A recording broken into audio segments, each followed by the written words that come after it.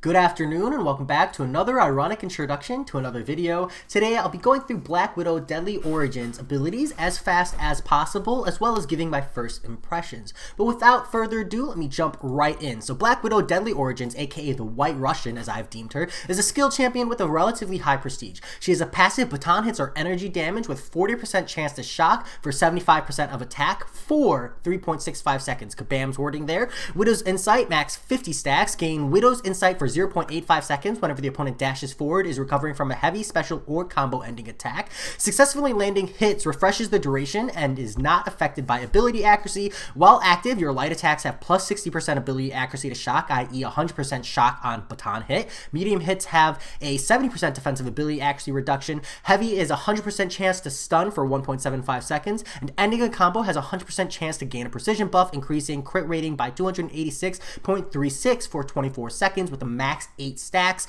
Counter attack evade. When caused to miss, gain a passive evade for 8 seconds.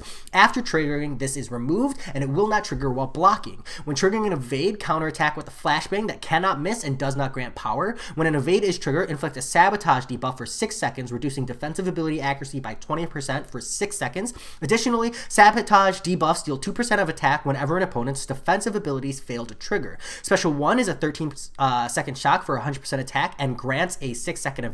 Special 2 is 190% attack as a shock burst when the opponent is shocked. If Widow's Insight is active, all hits reduce defensive ability accuracy by 70%. Special 3 inflicts a sabotage debuff for 16 seconds for every 5 stacks of Widow's Insight gained. Since the last time activating this special attack, you create a passive cruelty, increasing crit damage rating by X for 30 seconds. Widow's Insight is reset to 0 after using this special. Her Awakened ability increases the potency of sabotage by 120%. Sabotage debuff duration increased by 80%, and landing hits while Widow's Insight is active pauses sabotage debuffs for 0.5 seconds. That is Black Widow Deadly Origins abilities. So now I want to go over some kind of first impressions. So if I had to rate this champion on like my gut instinct of where she's going to land, I'm going to say probably high demigod tier. I think the defensive ability accuracy is relevant, but it looks like there's going to be some skill required, and I'm not entirely convinced the damage payout is going to be worth it. I see some really solid things here.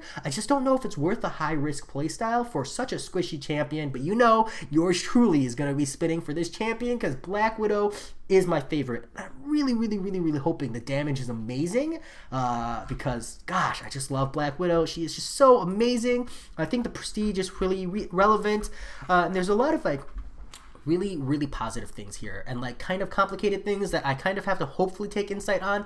So debuff deals 75% of a shock for 3.65 seconds. Now, I don't know if that means it deals this much damage over the course of 3.65 seconds, which is like an okay amount of shock damage for sure. Like, yeah, it's an okay amount.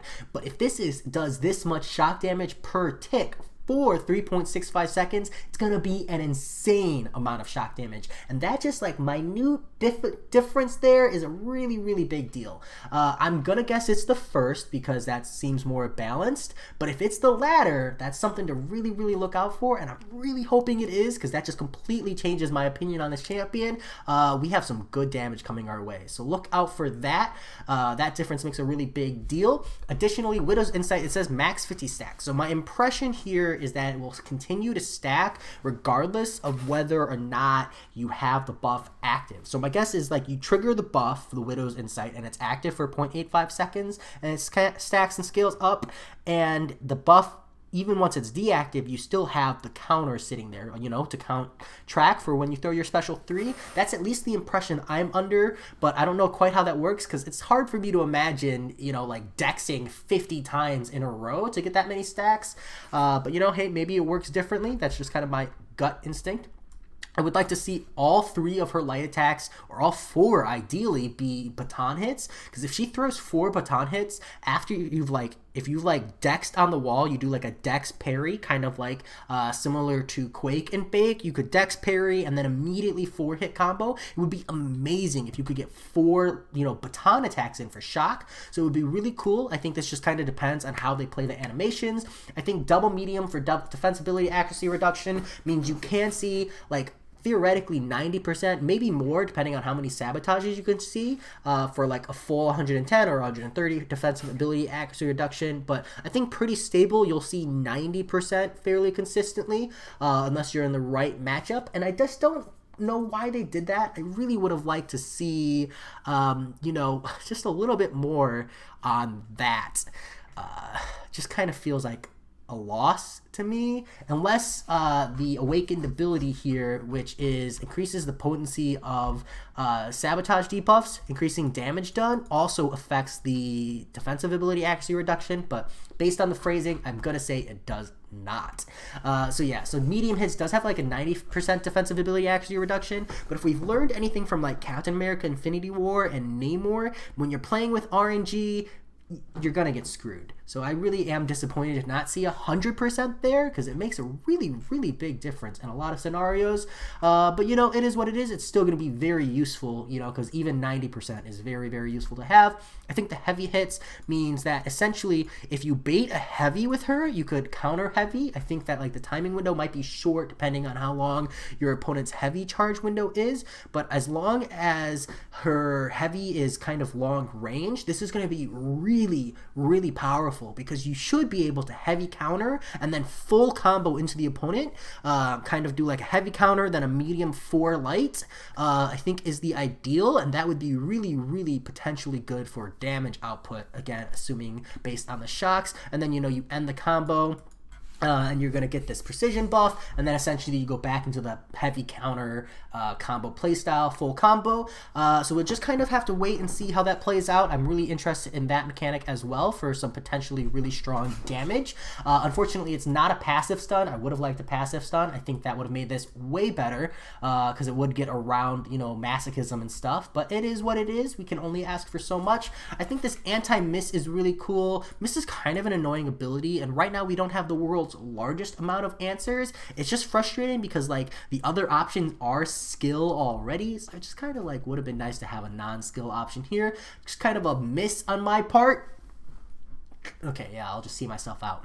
But I think this is a really cool interaction here. It feels similar-esque to Elsa Bloodstone's mechanic with the evade, but you're triggering the evade in a different way. Like Elsa's is triggered on well-timed block, this one's is triggered on a miss. I don't see a cooldown here, so that does mean if you're going up against like Invisible Woman, it's going to be really nice. You're just going to repeatedly, intentionally miss, and that's going to be super awesome, as long as you can punish with a full combo after the counterattack. Like if this counterattack creates too much distance and doesn't stagger the opponent long enough for you to combo, it's not like really worth getting that full value out of. You're just better off bringing like Nick Fury or something as a counter. So kind of like holding my regard on that for a little bit. I also would have liked to see this passive evade trigger on regular, like if, you know, caused opponent evades.